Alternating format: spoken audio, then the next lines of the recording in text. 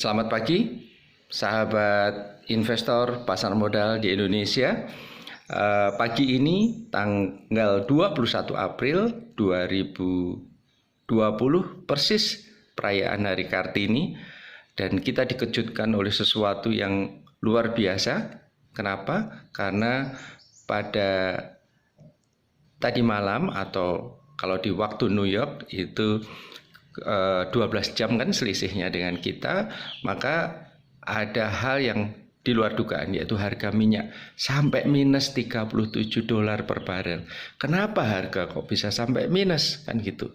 Nah, poin dari apa yang saya sampaikan pagi ini adalah minus itu karena bukan real, ya, bukan real di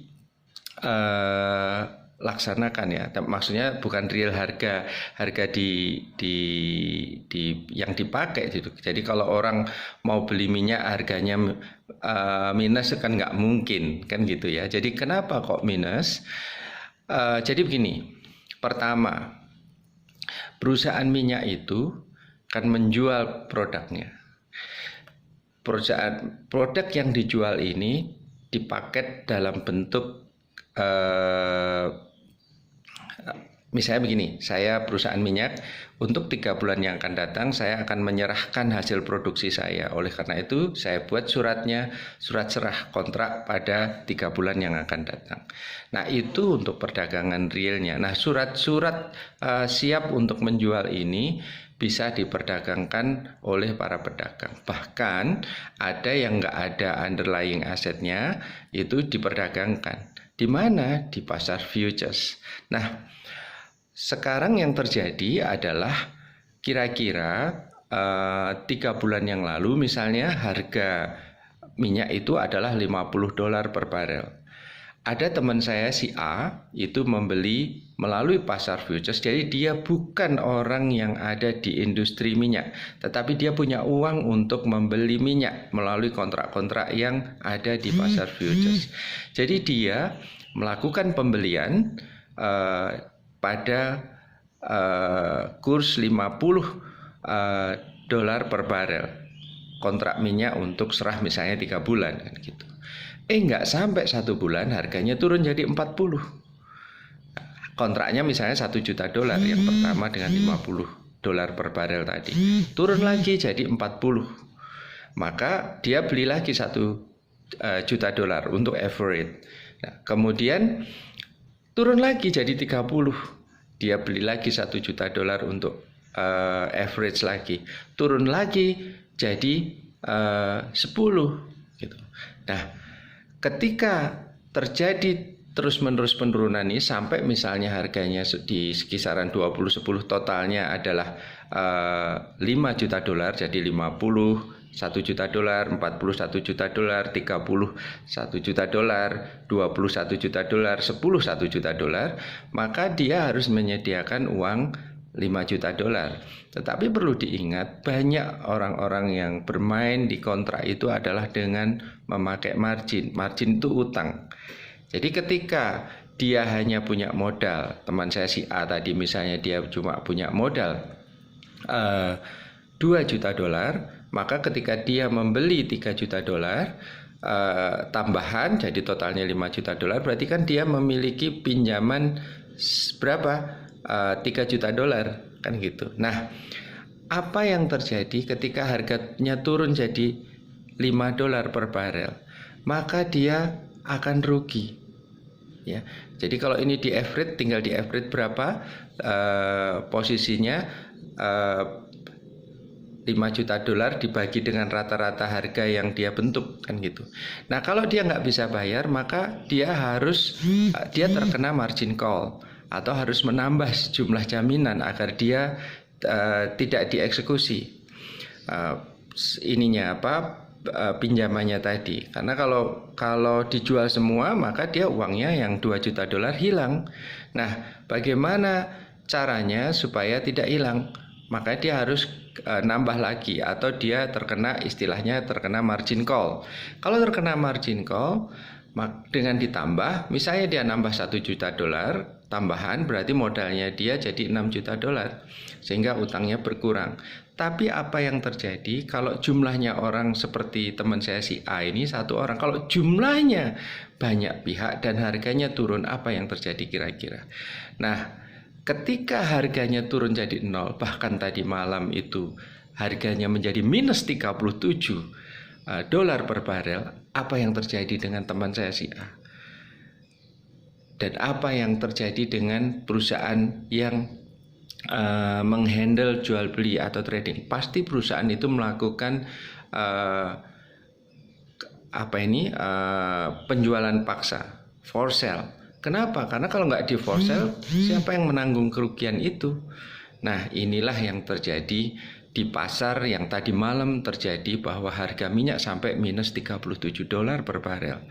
Nah, apakah kira-kira harga minyak ini berpengaruh terhadap saham-saham yang ada di bursa? Secara overall bisa berpengaruh, tetapi tidak begitu banyak. Kenapa tidak begitu banyak? Karena saham itu di bursa jumlahnya terbatas. Jadi misalnya ada satu perusahaan memiliki modal di store 1 miliar saham, ya sahamnya cuma 1 miliar.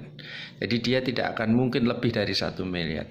Nah, beda dengan minyak. Kalau minyak ini diperdagangkan di futures kontraknya. Jadi kontrak yang akan serah kemudian.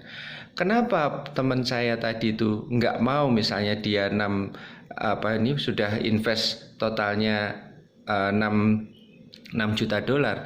Dia kalau punya uang 3 juta dolar kan berarti minyaknya pun akan didapat, ya kan?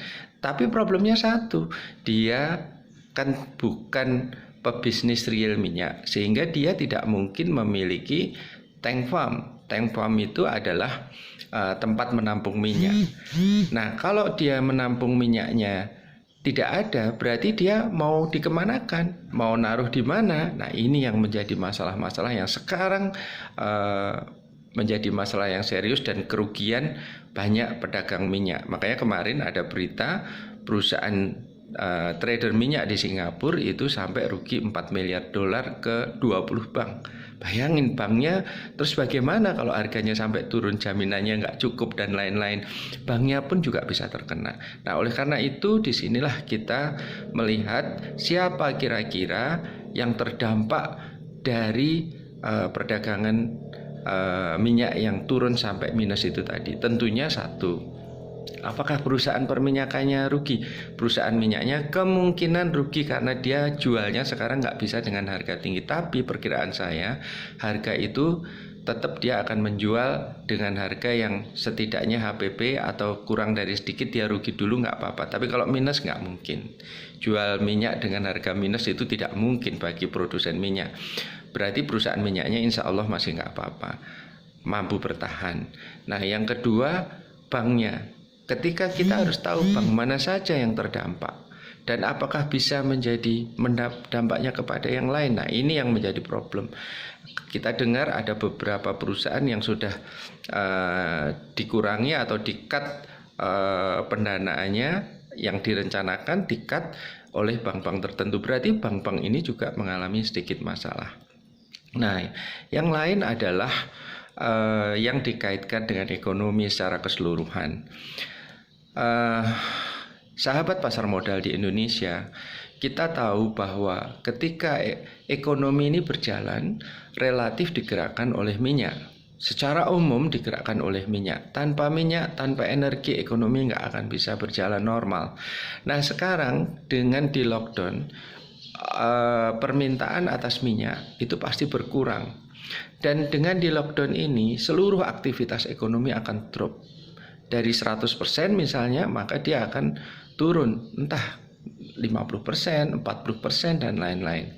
Tapi secara umum bisa dilihat indikasinya di pasar modal, karena pasar modal itu selalu mendahului dari apa yang akan terjadi.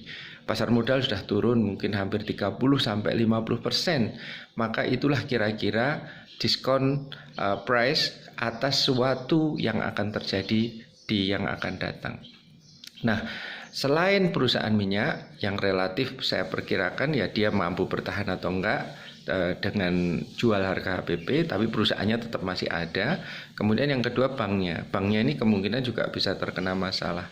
Yang ketiga adalah ekonominya. Kalau ekonomi kita terus-menerus seperti ini, maka yang terjadi adalah kerugian yang luar biasa. Nah, pilihannya adalah kita tetap melockdown atau tidak. Kalau di Amerika, presidennya merencanakan untuk tidak melakukan lockdown kalau nanti tidak ada lockdown, ekonomi berjalan, maka semua akan menjadi normal, harga-harga kembali normal, harga saham juga akan normal dan lain-lain. Tapi kalau di lockdown terus-menerus, maka yang terjadi adalah siapa yang dia memiliki cash yang terbanyak, dialah yang untung, dialah yang menang. Kita berharap virus COVID-19 ini segera berakhir dan ekonomi kembali berjalan normal. Dan tentu saja buat mereka yang masih memiliki cash, Anda memiliki kesempatan untuk membeli perusahaan-perusahaan bagus yang harganya sedang ada di bawah. Yang saya kemarin bilang ada salah harga di komoditas, salah harga di saham. Ini kira-kira yang salah harga di kurs ya, 3 poin yang kemarin saya sampaikan, saham, valuta asing, dan komoditas yang salah harga. Kenapa salah harga? Karena keadaan. Nah, inilah yang harus Anda analisis, Anda pahami kira-kira saham yang kita pegang, investasi saham yang kita pegang bagaimana. Dan khusus untuk trader, saya kira ini waktu yang tepat Anda untuk melakukan trading dengan risiko yang tinggi. Jadi ini high risk, high return. Jadi tetap semangat di pasar modal dan kita tetap optimis bahwa semuanya pasti akan berlalu. Selamat pagi.